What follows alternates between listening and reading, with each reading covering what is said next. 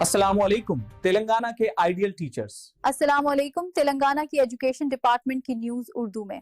खबरें हैं, कुछ सरकारी अहकामात, इवेंट्स के पोस्टर्स, तालीम से मुताल्लिक चीज़ें और हाँ, माहौलियात पर भी बात होगी। जी बिल्कुल। तो कोशिश यही रहेगी कि इन सब में से जो अहम बातें हैं वो निकाली जाएं। और आज का दिन वैसे भी खास है माहौलियात के हवाले से, आलमी यौम ओजोन।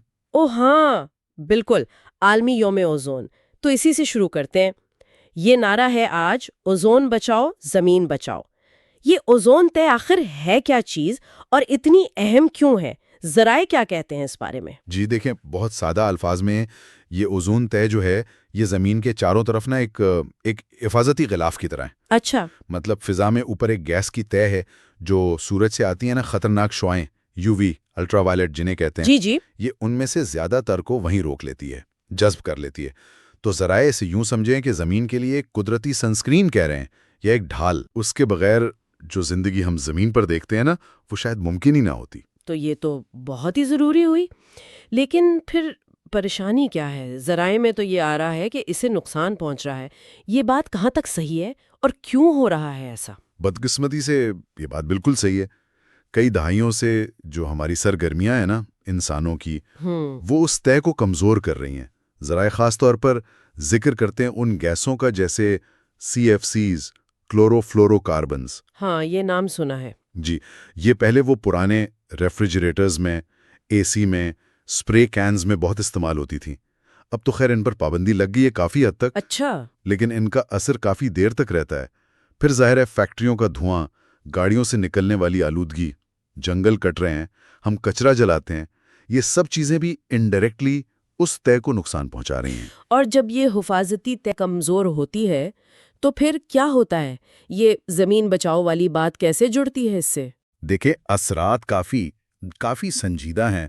जब ओजोन कमज़ोर होती है तो ज़्यादा यूवी शुआएं ज़मीन तक पहुंचने लगती हैं। ज़राए साफ बता रहे हैं कि इससे इंसानों में जिल्द के कैंसर का खतरा बढ़ जाता है। जिल्द की दूसरी बीमारियां, आंखों के मसले जैसे वो मोतियाबंद होता है। ओह। हमारा जो मुदाफ़ियती निज़ाम है, बीमारियों से लड़ने की ताकत, वो भी कमज़ोर हो सकती है। अच्छा। और बात सिर्फ इंसानों तक नहीं है, ये शुआएं पौधों को भी नुकसान देती हैं। उनकी बढ़ोतरी रुक जाती है तो मतलब फसलें कम हो सकती हैं। समुंदर में जो जिंदगी है, छोटी मछलियां, पौधे, उनको भी नुकसान होता है। ओहो। तो जाहिर है ये सब हमारी फूड चेन का हिस्सा है। तो ओजोन को बचाना असल में पूरी जमीन को, इसके माहौल को, इस पर रहने वाली हर चीज को बचाना है। ये तो वाकई काफी गहरी बात है। लेकिन इतने संगीन नताइज हैं, तो क्या हम कुछ कर भी सकते हैं या बस अब क्या ज़राए में कोई हल बताया गया है, कोई उम्मीद? नहीं नहीं, बिल्कुल। और यही तो अच्छी बात है, आलमी सतह पर कोशिशें हुई हैं। जैसे वो मॉन्ट्रियल प्रोटोकॉल का जिक्र आता है। जी सुना है। उसकी वजह से ओजोन को नुकसान पहुंचाने वाली बहुत सी गैसों का इस्तेमाल बहुत कम हो गया है और बेहतरी के आसार भी नजर आ रहे हैं। लेकिन हमें अपनी कोशिशें जारी रखनी है। तो हम क्या कर सकते हैं? आम आदमी क्या करे? जी, ज़राए में कुछ अमली इक़दामात बताए गए हैं। जैसे माहौल दोस्त चीज़ें खरीदें, ख़ास तौर पर जिन पर लिखा होता है ना, ओजोन फ्रेंडली। अच्छा, हाँ, वो लेबल देखा है। जी, तवानाई बचाएं, गैर ज़रूरी लाइट्स, पंखे बंद कर दें, पब्लिक ट्रांसपोर्ट इस्तेमाल करें या साइकिल चलाएं, पैदल चलें अगर मुमकिन हो। और वो कम करें, दोबारा इस्तेमाल करें, रिसाइकिल करें वाला उसूल, वो भी तो यहाँ काम आएगा ना? और दरख्त लगाना। बिल्कुल बिल्कुल, ये सब चीज़ें मिलकर फ़र्क डालती हैं। और देखें, ये हल जो है ना, ये इनफरादी जिम्मेदारी पर भी जोर देते हैं और इज्तिमाई कोशिश पर भी। सही। तो आखिरी पैगाम यही है कि भाई, ओजोन ज़मीन पर ज़िंदगी की मुहाफ़िज़ है, हमें उसकी हिफाजत करनी है। साफ़ सुथरी आदतें अपनाकर, माहौल दोस्त चीज़ें मुंतखब करके, ये हम सब की जिम्मेदारी है। बिल्कुल, बहुत अहम याद दहानी है। अच्छा, तो ये तो हुई आलमी बात। अब ज़रा कुछ रियासती और मकामी मामलात की तरफ आते हैं। ख़ास तौर पे तालीम के शोबे में काफ़ी कुछ हो रहा है। तेलंगाना और यूपी दोनों से कुछ खबरें हैं। तेलंगाना से शुरू करें, वहाँ स्कूलों के मुआयने की बात है। जी हाँ, एक इत्तला है कि तेलंगाना में ना एजुकेशन डिपार्टमेंट के अफसरान की कुछ टीमें बनाई गई हैं। ये टीमें रियासत भर में जो सरकारी स्कूल हैं उनका दौरा करेंगी, مقصد یہ ہے کہ دیکھا جائے اسکولوں میں سہولتیں کیسی ہیں، نئے داخلے کتنے ہوئے، یونیفارم بچوں کو ملے یا نہیں، حاضری کی کیا صورتحال ہے، دوپہر کا کھانا کیسا مل رہا ہے، جو تعمیراتی کام چل رہے ہیں ان کا کیا بنا۔ اچھا، یعنی ایک طرح کی روٹین چیکنگ ہے۔ جی، لگتا تو یہی ہے کہ یہ معمول کی نگرانی کا حصہ ہے تاکہ تعلیمی معیار کو بہتر بنایا جا سکے۔ کہہ رہے ہیں کہ جلد ہی ان کی رپورٹس آئیں گی۔ صحیح۔ اسی طرح تلنگانہ میں ہی اساتذہ یا تعلیمی عملے کے لیے ایک تبادلوں کا جیو وی آیا ہے، جیو 190۔ یہ آج کل کافی زیر بحث ہے، اس کا کیا معاملہ ہے؟ جی، یہ حکم نامہ آج ہی یعنی 16 سپٹمبر کو جاری ہوا ہے۔ یہ اصل میں ان سرکاری ملازمین کے لیے ہے جو کچھ خاص مشکلات کا شکار ہیں۔ کیسی مشکلات؟ ذرائع بتا رہے ہیں کہ اس کا تعلق خاص طور پر ان ملازمین سے ہے جو پہلے ایک جیو آیا تھا، جیو 317۔ ہاں، وہ تو بہت بڑا ردو بدل تھا۔ جی بالکل، اس سے بہت سے لوگ متاثر ہوئے تھے اور انہیں اپنے گھروں یا خاندان سے کافی دور تعینات کر دیا گیا تھا۔ تو یہ نیا جیو 190 جو ہے، یہ میاں بیوی کو ایک جگہ لانے کے لیے، یا اگر کوئی شدید طبی مسئلہ ہے تو اس بنیاد پر زیادہ سے زیادہ 3 سال کے لیے عارضی تبادلے کی اجازت دیتا ہے۔ اچھا، لیکن شرط یہ ہے کہ جہاں تبادلہ مانگا جا رہا ہے وہاں سیٹ خالی ہو۔ تو یہ ایک طرح سے پچھلی پالیسی کی کچھ منفی اثرات کو کم کرنے کی کوشش ہے، مگر اس میں کوئی شرائط بھی ہیں، مطلب کون اہل ہے کون نہیں؟ بالکل، آپ نے صحیح پکڑا۔ یہ ظاہر کرتا ہے کہ حکومت شاید پچھلی پالیسی کے کچھ ان انٹینڈڈ کانسیکوینسز کو سمجھ رہی ہے اور انفرادی مشکلات کو حل کرنا چاہ رہی ہے۔ لیکن ہاں، اس میں ایک اہم شرط یہ رکھی ہے کہ وہ ملازم جنہیں جیو 317 کے تحت نئی جگہ تعیناتی کے بعد پروموشن ملی ہے، وہ اس عارضی تبادلے کے اہل نہیں ہوں گے۔ اوہ، یہ بھی ایک نکتہ ہے۔ جی، تو مطلب پالیسی کو احتیاط سے لاگو کرنے کی کوشش لگ رہی ہے تاکہ غلط استعمال نہ ہو۔ اس سے متعلق ایک اور پیغام بھی ہے جو اہلیت کے کچھ مزید پہلو واضح کرتا ہے، جیسے سروس کی تاریخ وغیرہ۔ انتظامی معاملات کی بات چل رہی ہے تو تلنگانہ میں اساتذہ کی کوئی ٹریننگ بھی ملتوی ہوئی ہے؟ جی، یہ بھی خبر ہے۔ ریاضی، فزیکل سائنس، سوشل سٹڈیز اور انگریزی کے اساتذہ کے لیے ایک ٹریننگ ہونی تھی ڈیجیٹل لٹریسی پر۔ ہاں، کل سے شروع ہونی تھی شاید۔ جی بالکل، کل 17 سپٹمبر سے وہ فی الحال ملتوی کر دی گئی ہے۔ وجہ تو نہیں بتائی گئی، بس ڈائریکٹر آف اسکول ایجوکیشن کی ہدایت کا حوالہ ہے۔ یہ بات 2 جگہ سے کنفرم ہوئی ہے، ایک تو براہ راست پیغام آیا ہے اور ایک ٹیچرز فیڈریشن کا خط بھی ہے۔ اور تلنگانہ میں ہی ایک اور چھوٹی سی خبر، اقلیتی رہائشی اسکولوں کے اوقات کار پر نظر ثانی کی کوئی درخواست؟ جی ہاں، ایک MLC ہیں شری پال ریڈی پنگیلی، انہوں نے چیف منسٹر کے دفتر کے ذریعے اقلیتی بہبود کے محکمے کو ایک درخواست بھیجی ہے۔ اچھا، درخواست یہ ہے کہ جو تلنگانہ اقلیتی رہائشی تعلیمی ادارے ہیں یعنی TMRIS، وہ اپنے اسکولوں کے جو اوقات کار ہیں ان پر نظر ثانی کریں۔ یہ درخواست ابھی حال ہی میں 14 سپٹمبر کو دی گئی ہے۔ اب دیکھتے ہیں اس پر کیا ہوتا ہے۔ دلچسپ۔ یہ ظاہر کرتا ہے کہ نمائندے بھی ان معاملات پر نظر رکھے ہوئے ہیں۔ اچھا، اب ذرا UP یعنی اتر پردیش چلتے ہیں۔ وہاں سے ٹیچر اہلیت ٹیسٹ TET کے حوالے سے ایک بڑی خبر ہے۔ بالکل، یہ کافی اہم ڈیولپمنٹ ہے۔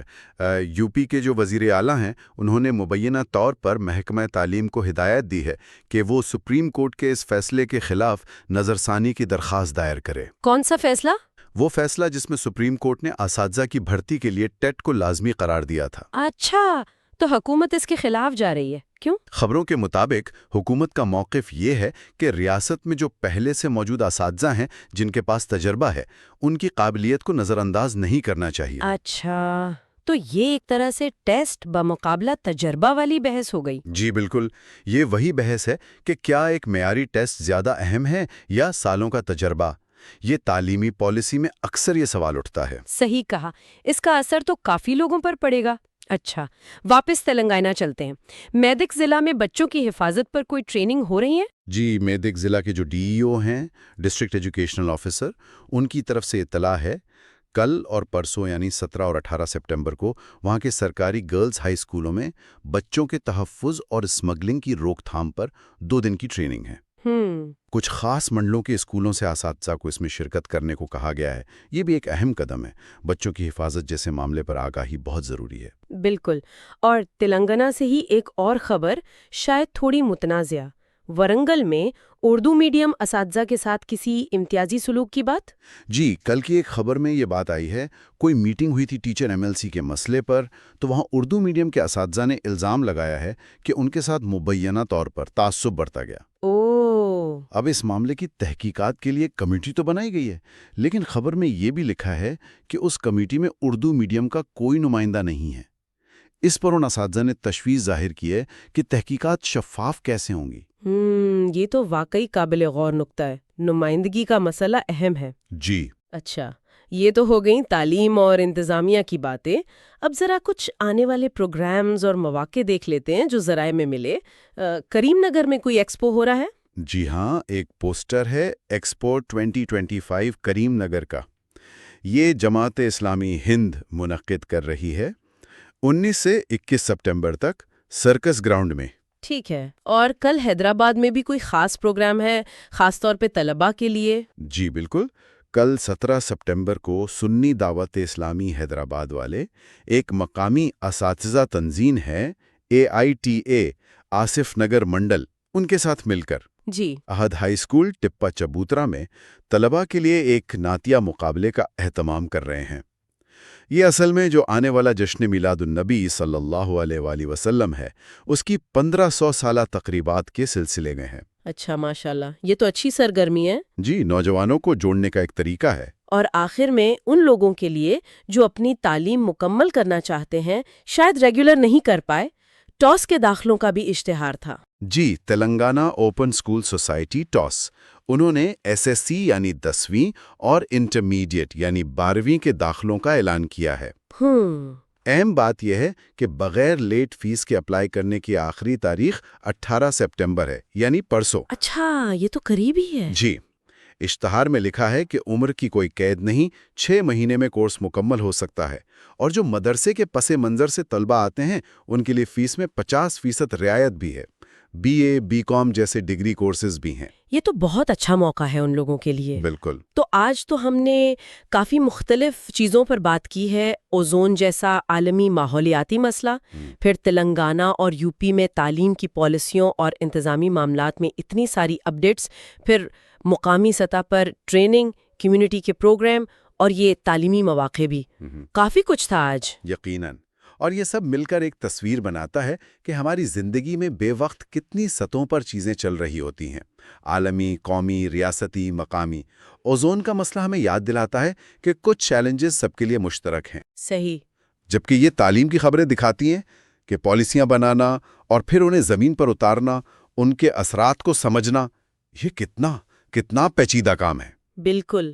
تو آج ہم نے عالمی مسئلے سے لے کر مقامی انتظامی فیصلوں تک کافی کچھ دیکھا۔ آخر میں کوئی ایسا نکتہ جس پر آپ چاہیں کہ ہمارے سننے والے غور کریں؟ جی، آج کی جو گفتگو ہوئی، خاص طور پر جو UP میں ٹیٹ کی لازمیت پر نظر ثانی کی بات ہے، اور دوسری طرف تلنگانہ میں GO 190 کے ذریعے GO 317 سے متاثرہ ملازمین کے انفرادی حالات کو دیکھ کر تبادلے کے قوانین بنائی گئے۔ ان سب کو دیکھتے ہوئے ایک سوال ذہن میں آتا ہے۔ جی، سوال یہ ہے کہ بڑے پیمانے پر جو پالیسیاں بنتی ہیں، خاص طور پر تعلیم جیسے پیچیدہ نظاموں کے لیے، وہ معیاری تقاضوں جیسے ٹیٹ ٹیسٹ اور دوسری طرف انفرادی حالات یا مقامی ضرورتیں یا جو پہلے سے موجود تجربہ ہے جیسے UP کے اساتذہ یا تلنگانہ کے متاثرہ ملازمین کے معاملے میں، ان کے درمیان وہ توازن کس حد تک مؤثر طریقے سے قائم کر پاتی ہیں یا کر سکتی ہیں۔ یہ ایک ایسا سوال ہے جس پر شاید پالیسی بنانے والوں کو بھی اور ہم سب کو بھی سوچنے کی ضرورت ہے۔